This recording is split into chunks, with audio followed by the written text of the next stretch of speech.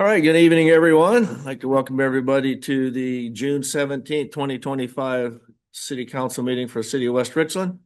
I'll call the meeting to order at 6 p.m.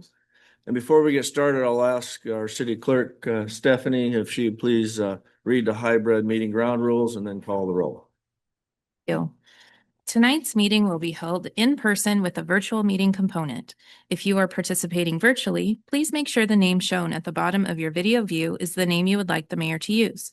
You can change this by right-clicking on the three dots in the upper corner of your video view and clicking Rename.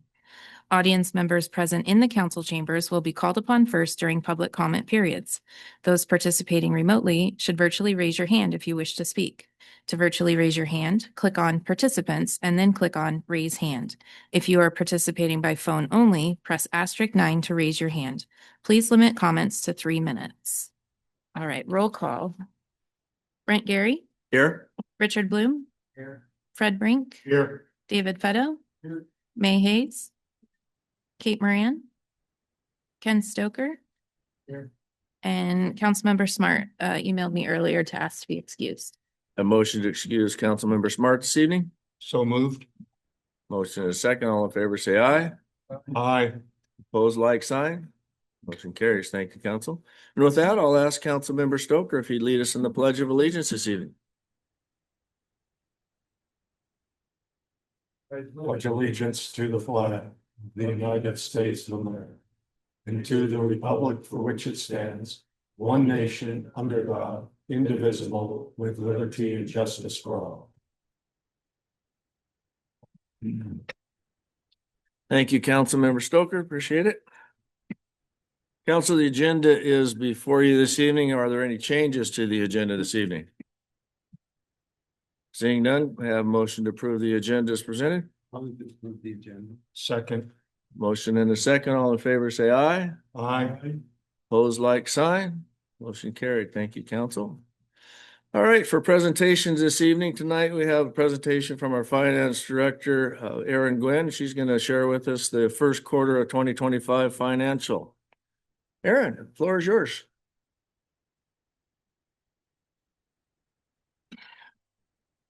Nope. Can you hear me now? There you go. Hear me now? Okay. Gotcha. Thank you and good evening. So this evening I'm presenting the 2025 first quarter financial report. I will start with an overview and an economic update, followed by specific financial information regarding the general fund, followed by the other funds. For the first overview of the economy slide, we start with unemployment, which has increased to 6.3% in Benton County. Another economic indicator we continue to monitor is the Consumer Price Index, which nationally has a 12-month percentage increase of 2.4% when comparing March of 2024 with March of 2025. This is down from 2.9% in the fourth quarter. The Seattle Metro is slightly higher at 2.5%, but also down from 2.7%. We continue to trend for the last couple of years in a positive direction and normalizing that inflation. Locally, we look at the city's building activity. Single family permits issued through first quarter are down 27% from the same period last year, with 19 new single family permits issued. Multifamily permits for the first quarter are also down with none issued, but I believe we had some the second quarter, so we should see that change. In terms of revenue generated, the city received 72% less building permit revenue than in the first quarter of last year. This is another view of the new single family home permits. The bar graph shows the years in comparison, and the green line showing the increase in valuation. This is a great example that demonstrates the volatility of home construction. You can see from this data, the permits peaked in 2021, and we haven't seen those levels since. The next several slides look at specific details regarding the general fund. This slide shows where the money comes from in terms of budget. You can see most of general fund revenue is generated from taxes at 66%. So that's if you add the utility tax, property tax, and sales tax. Also in here, you can go back a little note on the transfer in. It's at 9%. Most of that transfer in is actually coming from PST taxes from our criminal justice fund to support 3 officers and what they entail.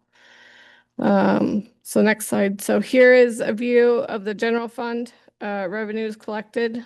City collected 6% less revenue in 2025 compared to 2024. A large part of this decrease is due to the decreased building revenues with the 72% decrease and a 35% decrease for charges for services, which is primarily associated with the plan review fees in the permitting process. When reviewing trends, it's important to look at how we are doing compared to the budget, in addition to the year-to-year changes. This slide compares the budget to what was collected. Through first quarter 2025, the general fund collected approximately 10% of budgeted revenues. We are generally looking to have collected about 12.5% per quarter because we have 8 quarters in the biennium. So the city is slightly under, but we do expect that to pick up, especially as property taxes come in the second quarter. These next 2 slides look at sales tax revenue in the general fund. As shown in previous slides, sales tax is increased 25% compared to the prior year. Here's another view which compares the different business sectors. The retail sector increased 18% and represents 38% of the overall sales tax collected. Construction is the other larger sector, also increased by 65% and represents 28% of sales tax collected.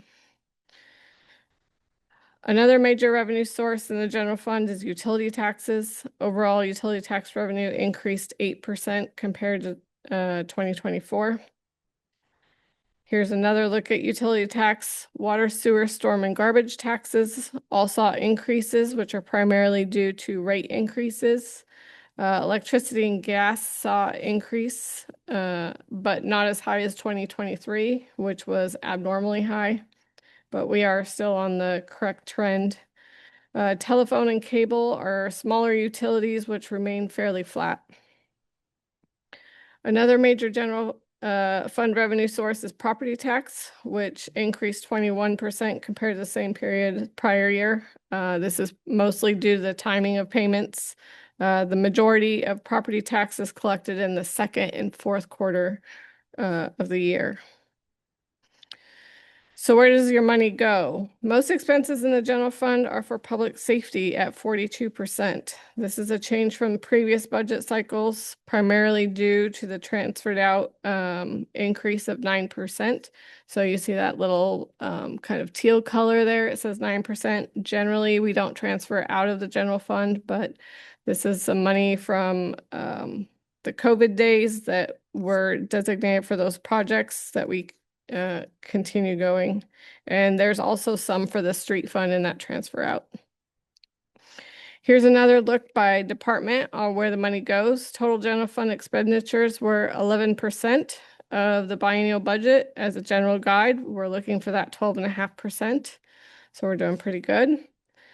The city has special revenue funds for streets, park, impact, criminal justice, and library. This graph displays the major revenue sources for each of those funds. The street fund saw a 12% decrease. Library fund and criminal justice saw increases of 21% and 7% respectively. The park impact is impacted by building activity, which saw a 71% decrease. And it also is the mitigation agreements for the 2 larger subdivisions we have going on. So this is a picture of the special revenue fund expenditures. Most funds have remained flat with the exception of criminal justice fund. This is increased primarily due to the leased police vehicles that were ordered in November of 2024 or November of 22 and didn't arrive until early of 2024. We're now paying for those, and we'll have additional vehicles here in the next 3 to 6 months, I think, adding to that. Next, we'll look at our capital project funds. This slide outlines the funds with their purpose. Fund 301 holds State Route 224 project, as well as real estate excise tax, or REIT 1. Fund 302 or REIT 2 funds primarily for pavement preservation, and Fund 355 Transportation Improvement Program is where we account for the majority of transportation improvement projects. For revenues, the project funds, there hasn't been a lot of activity in the first quarter. Our capital project funds, this is expected to pick up in second quarter with more construction activity on the Keene Road pathway and the State Route 224 project. The primary source of funding for funds 301 and 302 comes from real estate excise tax. There was a 3% decrease through first quarter of 2025 compared to 2024. The bottom portion of this graph in the slightly darker blue shade reflects what the city has received through first quarter for those years. And the lighter blue portion on the 2025 bar is the budgeted amount for the year. Revenues for Fund 355 are from traffic impact fees. The city saw a decrease in collection compared to first quarter of last year. However, we budget this revenue source extremely conservatively due to the inconsistent revenue stream, which you can kind of see by the graph is pretty all over the board. This graph shows expenditures for the capital project funds through first quarter. Not a lot of activity through the first quarter. However, activity is picking up in Fund 301 with the State Route 224 project. These last few slides take a closer look for our utility funds. For revenue collections, for water increased 7%. There were approximately 5,884 water utility accounts billed at the end of March. Sewer collections increased 9%, again, primarily due to the number of new residences, as well as the increased rates. Here's an image of irrigation revenue. Irrigations decreased by 1% through the first quarter, mostly due to extremely small utility, and the timing of payments makes a big difference. This graph displays stormwater collections up 19% compared to the first quarter of 2024. This is again due to rate increases as well as the increase in residences and utility accounts in general. And the last utility revenue, solid waste collections up 19%, primarily due to the rate increases and additional development. This final slide is a view of the utility fund expenditures. Most funds saw operating costs remain fairly steady, except the solid waste, which correlates directly with the EDS disposal contract. Are there any questions? Well, any questions of Aaron this evening? Mayor Pro Tem Brink, sir. Thank you for the presentation, Ms. Gwynn. Just one question with regard to the REIT taxes. I think the state legislature has increased the thresholds, I think, for the amount of tax or the sale level that taxes are collected on. If I recall, do you see that as positively impacting our budget as we go through the year? Or do you have any other information on that? I don't have any at this time. Okay, thank you. Councilmember Blue. It seems in the document, it's a little contradictory.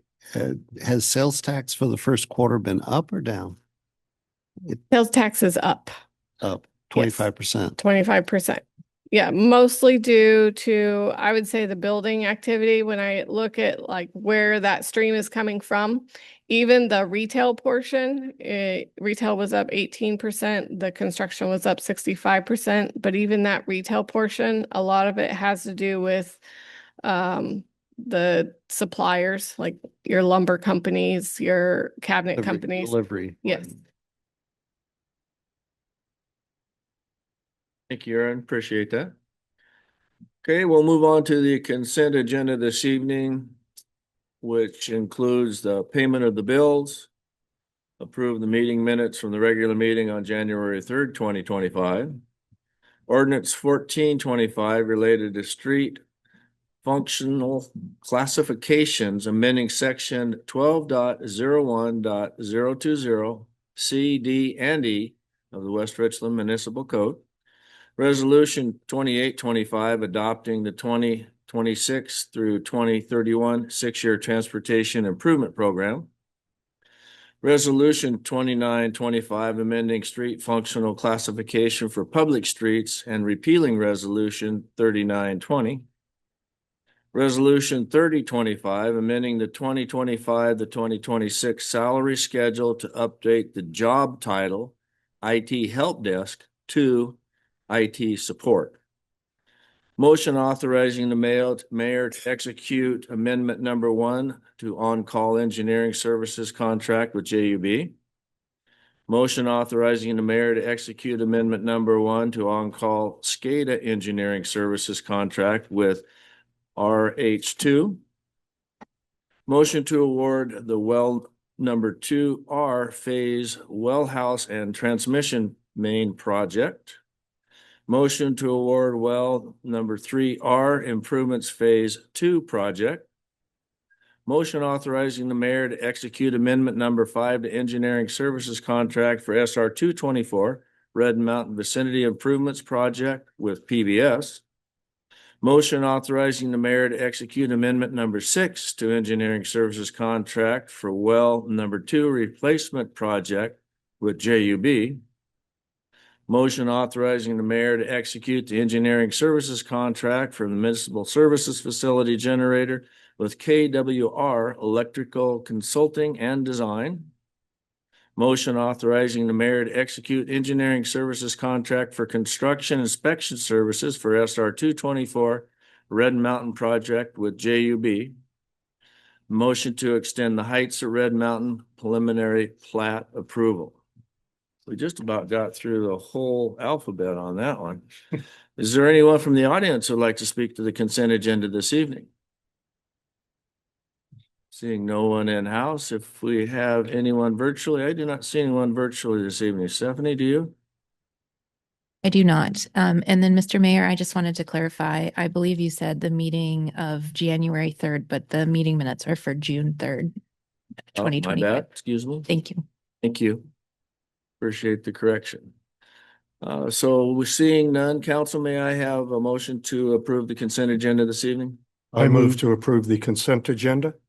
Second. Motion and a second. All in favor, say aye. Aye. Opposed, like sign. Motion carried. Thank you. So that moves us to our first opportunity for citizen public comment. For items that are not on the agenda this evening, if you'd like to provide comments, please come to the podium, state your name and address for the record. Please limit your comments to 3 minutes. Anyone locally in house here? Seeing no one in house, and we do not have anyone virtually. So with that, we will go ahead and move on to ordinances, resolutions, motions, and public hearings. Item 8A and B is a public hearing and a resolution adopting the 2025 through the 2030 capital improvement plan. With that, I'll ask our Public Works Director, Roscoe Slade, to present his staff report this evening. Mr. Slade. Thank you, Mayor. So if you'll remember, Council, we previously adopted our capital improvement plan for 2025 through 2030 back in February. What you have before you is basically readopting it, but it adds one project. It adds the Veteran Cemetery under facilities. Everything else remains the same. So not a lot to report on, but it does add that one project onto our capital improvement plan. With that, we will go ahead and open the public hearing at 6:19. If you'd like to make comments, there is public hearing for this agenda item. Please come to the podium, state your name and address for the record. Seeing no one in house, and again, still no one virtually. Is that correct, Stephanie? That is correct. Go ahead and close the public hearing at 6:19. Resolution 3125 adopting the 2025-2030 capital improvement plan. Council, is there a motion, please? I move to adopt resolution 31-25, adopting 2025 through 2030 6-year capital improvement plan. Second. Second, are there any questions that weren't previously answered from the staff report this evening, council? Seeing none, may I have all in favor say aye. Aye. Opposed, like sign. Motion carries unanimous. Thank you, council. Moving on to items 8C and 8D is a public hearing and an ordinance adopting a text amendment related to power generation facilities. With that, I'll ask our Community Development Director, Eric Mendenhall, to present his staff report this evening. Eric, the floor is yours. Thank you, Mayor, members of the council. As Mayor stated before you this evening is a text amendment on power generation facilities. This text amendment addresses a problem that we have in our code where we allow them outright in all districts, all zones, as a major utility facility. So we are cleaning that up and removing that out of the definition, creating a definition for power generation facilities because those, as you're aware, are in much need in our community. We generate a lot of power here, but it all seems to go elsewhere. So we're hoping to look at opportunities to generate that here and keep it here. We'll see how that goes along the way, but we have yet to see a project come in, but we thought we'd at least provide an opportunity for that to happen within the urban transition. So in the blue area on the map of the zoning map, and then also in the light industrial, which is the light gray area. So staff has taken this to the CD subcommittee. They are recommending a do pass, as well as the planning commission is also recommending this council approve the proposed text amendment as outlined in the staff report and in the ordinance attached. If there's any questions when it comes time, we'd be happy to answer those, but that is what's before you this evening. Thank you, Eric. Appreciate that. With that, I will go ahead and open the public hearing at 6:22. If you'd like to make comments to this agenda item, please come to the podium, state your name and address for the record. Limit your comments to 3 minutes. I see no one in house, and again, still no one virtually. Is that correct, Stephanie? That is correct. That will close the public hearing at 6:22. Ordinance 1525 text amendments for power generating facilities. Council, do I have a motion? I move to adopt ordinance 15-25, amending the West Richland Municipal Code to create a new definition for power generation facility, remove it from the major utility facility definition, and to allow power generation facilities as a conditionally permitted use in urban transition and light industrial zoning districts. Second. Second, council, any questions that were not previously answered in the staff report this evening? Councilmember Blue? I just want to clarify that in doing this amendment, I've pointed out some conflicts that Mr. Mendenhall said will be coming back to the council for consideration. It's not associated with what we're approving here, but what's left behind. So, Anyone else? Seeing none? All in favor, say aye. aye. Aye. Opposed, like sign. Motion carries unanimous as well. Yes. Thank you, council. Well, that moves on to our item 8E is an ordinance amending the 2025-2026 biennial budget. And with that, we'll turn it back over to our Finance Director, Aaron Gwynn, to present her staff report this evening. Aaron? All right, thank you again. This evening, I'm presenting the third budget amendment of the 25-26 biennial budget. This budget amendment adjusts the beginning balances of 4 separate funds: 001 General Fund, 101 Street Fund, 401 Water Sewer Fund, and the 405 Solid Waste Fund. These adjustments reflect the final closeout of fiscal year 2024 and include minor journal entry corrections identified during the completion of the 2024 annual financial report. The net impact of these adjustments is $0. The remaining items in this amendment pertain to adjustments across 5 individual projects within 6 funds. Within the 001 General Fund, this amendment recognizes a $2,300 in state grant revenue allocated for the purchase of a radar unit for the police department. Correspondingly, appropriations are increased by the same amount to fund the expenditure. The next adjustment relates to the backup power generator project for the municipal services facility funded in the 301 REIT 1 fund. This amendment increases appropriations in the amount of $920,000, of which this amendment recognizes $300,000 in state grant funding, and the remaining $620,000 is funded through available fund balance. The third project pertains to the Keene Road widening project. The city has successfully applied for and been awarded a federal grant totaling $3,796,870, which requires a local match of $2,357,130. Although construction is not anticipated to begin until the next biennium, this amendment includes the city's local match in order to formally obligate the necessary funds. As such, appropriations are increased as follows. For 301 REIT 1 fund, $1,122,130 from the available fund balance. In the 302 REIT 2 fund, $700,000 coming from the ending fund balance. And Fund 355, the Transportation Improvement Fund, $230,000 from the available ending fund balance. The fourth and fifth projects involve Well 2 and Well 3. Bids for both projects were recently opened and contracts awarded earlier this evening. This amendment updates the project budgets to reflect the final bid amounts and contract awards. Key adjustments include a reduction in the amount of $432,000 in the revenue transferred from the 441 Water System Development Fund to the 401 Water Sewer Fund. A reallocation of the previously budgeted transfer from the 001 General Fund between the two well projects within Fund 101.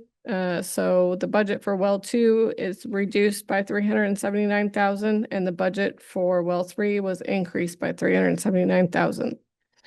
Staff recommends passing the attached ordinance, and this amendment authorizes an increase in the 2025-26 appropriations in the amount of $4,364,560 and recognizes an increase in resources in the amount of $1,699,439, bringing the total revised budget to $154,446,081. Thank you, Aaron. Is there anyone from the audience who'd like to speak to this agenda item this evening? If so, come to the podium, state your name and address for the record. Seeing no one in-house and still no one virtually. Council, may I have a motion, please?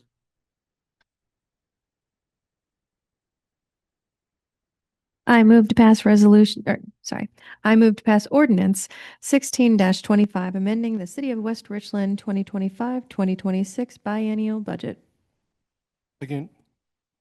Second, any questions of Aaron in regards to this budget amendment this evening? Councilmember Stoker? Yes, so I just want to make sure everything's laid out with the transportation funds. So the $2,052,130 is the influx of the general fund, 230,000, the 1,000,000. So are you, 122 and the 700,000. So then the last 305,000 is coming out of the 355 fund, correct? so the 200, should be 230,000 coming from the Fund 355 to make up that whole 2,357,000. So it should be roughly 1.2 out of 301, 700,000 out of 302, and 230,000 out of 355 should make up the total of the 2,357,130. My numbers have it off by 300,000 if somebody else wants to check my math. No, Oh, that's the amount that was originally budgeted. So Oh, that's right. There's There's already- already some budget in there in the 355. Because I was That's trying to what- figure out those numbers aren't adding up to the 2,300,000. There is already 305,000 already budgeted for this project. Okay, thank you. I was just trying to get where all that was coming from. Seeing none. All in favor, say aye. Aye. Aye. Aye. Opposed, like sign. Motion carries. Thank you. No unfinished business this evening, or do we have any new business? So this is the opportunity for the second citizen public comment. If you'd like to provide comment to council, please come to the podium, state your name and address for the record. Please limit your comments to 3 minutes. No one in-house and still no one virtually, correct, Stephanie? That is correct.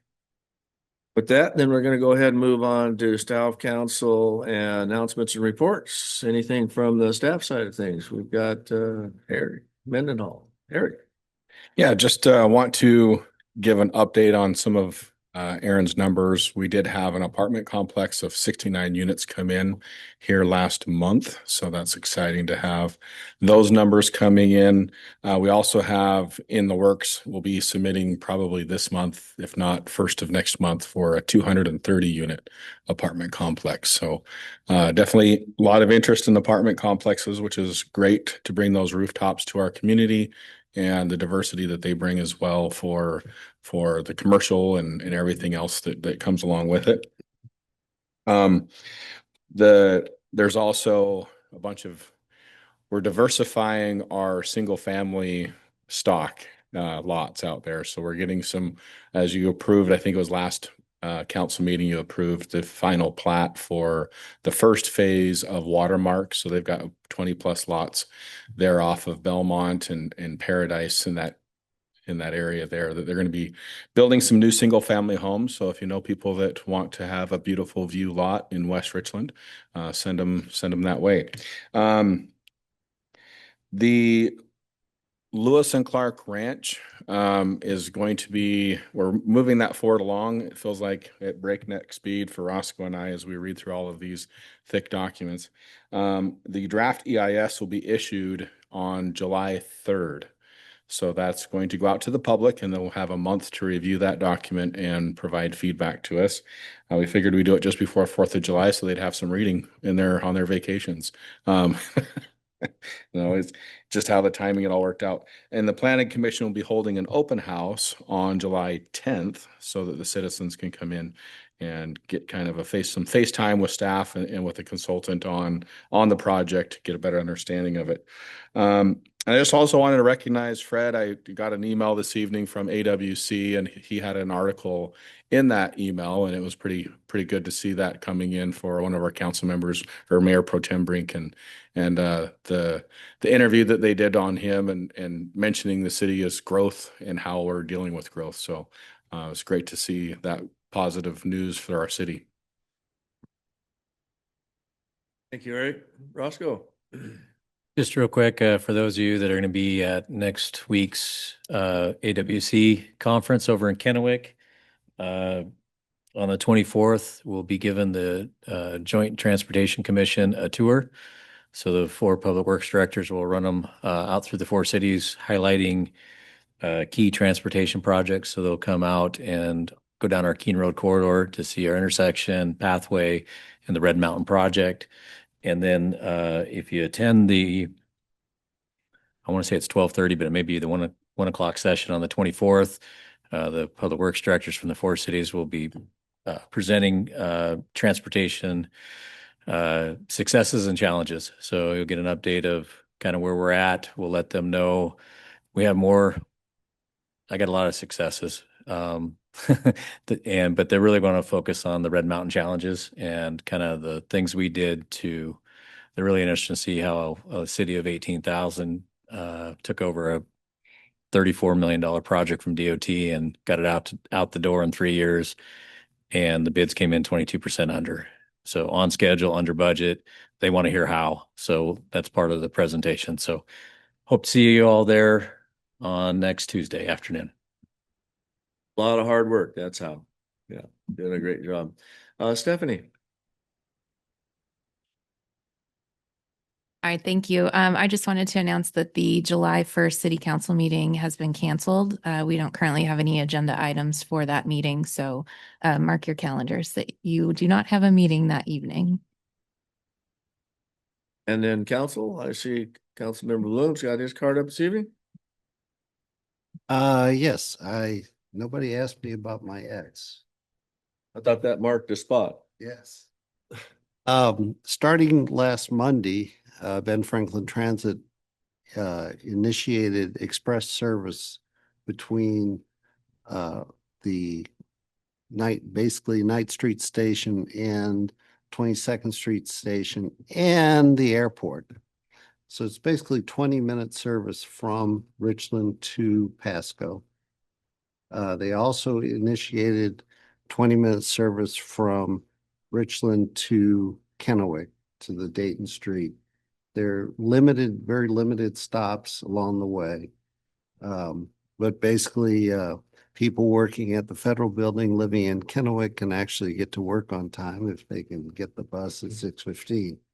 Anyway, so and they actually catch the later bus. But this is some of the new, actually, the state funded the service out to the airport as a separate issue. But this is a big boon for CBC. It will stop at CBC as well as Dayton and the airport. So keep up and get and I was asked why there's some BFT Connect buses running around. That's a subcontractor of BFT, and they don't have, they're rented vehicles, so some of them have out-of-state plates. So if you ever it's not a BFT vehicle. Feel safe to get in it then, huh? Not gonna end up in Kansas. Okay, thank you, Councilman. I appreciate it. Councilmember Stoker? Yes, and thank you for the announcement, Stephanie. So I'm glad I wore my tie today since we won't be meeting on the 1st. With Mr. Mendenhall's announcement about some more apartments being built and such, one of the things that I think maybe we should consider at some point in the near future is our current ban on storage facilities. What was that, 2020 or 2021 that they were banned? So it's been 4 or 5 years. In that time, I know that Richland's had at least 2 facilities built, Pasco's 1, and maybe a couple in Kennewick. I'm not sure. I think we're doing our citizens a disservice by driving that business over to our sister communities. If we're growing that fast, and especially with more apartments coming in that are going to be limited on their own storage capacities, I think we need to be willing to open that back up again to allow people to have local services here in our community. So thank you. Just to follow up, and I totally agree with you, and that's one of the items on the agenda that I've got for Mr. Mendenhall. Unfortunately, with the workload that he has right now, it's going to be the second. But yeah, I totally agree. We've been working on different areas, design standards. Have had some communications with individuals that have been interested, sharing with them some of the requested design standards we might have, so we don't end up with some boxes like we have down there on Fallon. Make sure that it's pleasant and multi-usable. So yes, I do certainly agree with that, and it's something that will be coming. With that, Councilmember Moran. Thank you very much. Well, I first would like to say that I appreciate being able to attend the Big Check event. It's always fun to get those ridiculously huge checks, and especially with the fact that our staff had worked so hard to actually get that check so that we could use that to fund things that are going on in our city. So big kudos to the staff for all the work that was put in for that. Of course, this week coming up, I know I'm getting a day off from my job for Juneteenth. So that's coming up. And then the day after, on the 20th, is a BFCOG board meeting, which is going to be a hybrid meeting, same as usual. And then next week, like a few others have already, well, at least the mayor has already stated, is going to be the Association of Washington Cities event in Kennewick. So we are going to be saving the city money by not having to get hotels or to drive out anywhere, which is always very nice to be able to go back home to our own beds and sleep. I am going to be attending the Washington Collaborative Elected Leaders Institute. Again, thank you to Mayor Pro Tem Brink for helping me get into that. It is it's working with the Ruckle House Center with UW and WSU to focus on how to be more collaborative as elective leaders. The first event is going to be on the 25th next week at the AWC event. Then in July, they're going to have an event at UW in Spokane. There's a virtual one next, and then in Tacoma, another virtual, another one at WSU. Another one in Tri-Cities, this time at WSU in September, and then ending in Spokane at the annual conference next year. So that is going to be very exciting to participate in that. Thank you. Councilmember Hayes? Thank you, Mayor. First off, I attended and Fred attended the USS Triton event this weekend. And it turned out wonderful. I mean, there was just to see all the submarine veterans that were part of this, and there was a good 30 of them, and most of them were 75 to 90 plus years old. And so it was a wonderful event, the dedication to them. And it was just, I appreciate everybody that came out for it. And so I just want to thank everybody that came out for it and everybody that's continuing being involved. All that have to do with the veterans. And then I just want to say May 25th, the Veterans Cemetery. Olympia came to this event last Saturday. They will come to Cool Desert Nights. And they will be in IBW's tent and share the news about the Veteran Cemetery coming. And then they'll also be at Hogs and Dogs on September 13th. And being there to educate everybody on what's going on really with the Veteran Cemetery. So it's been great to get involved with that. Olympia wants to be involved with all of the events we have in this region. And I think it's really exciting for the veterans to stop at the booth and find out stuff. And they also have brochures on a variety of things for the veterans, which you never know what's going to attract them and what's going to help them through some issues that they might have. So I think it's wonderful. So I have that. And then also the veteran license plate that we keep promoting. The money from that, from this area, will go toward the Veteran Cemetery. So thank you. Mayor Pro Tem Brink, this evening? Yep. Thank you, Mr. Mayor. And just to follow on a little bit with what Councilmember Hayes said, it was indeed a moving event at the USS Triton Veteran Wall dedication ceremony this past weekend. And as a Navy veteran myself, I especially found it particularly moving. I attended on June 12th the Emergency Management Council and the Emergency Management Advisory Group statewide meeting that was held in Ellensburg, looking at potential or possible solutions or mitigations to reductions in FEMA funding at the federal level and how to address disaster prevention, mitigation, and recovery throughout the state. So we had about 100 representatives coming and going from there across the state, trying to come up with a plan of action to try to address that shortfall in federal funding. And next week, as mentioned, is the AWC Annual Conference in Kennewick. In addition to Mr. Slade being there, I know Finance Director Gwynn has signed up to attend. The mayor will be presenting as well. And everyone to my left is also attending the conference as well. So we're going to have a good representation from West Richland. But more importantly, I think it's a showcase for the Tri-Cities, not just for our city, but our cities and how we work together to address common issues. So it's a great chance. If any of our other council members do have a chance to stop by, I encourage you to do so. And that's all I have, Mr. Mayor. Thank you.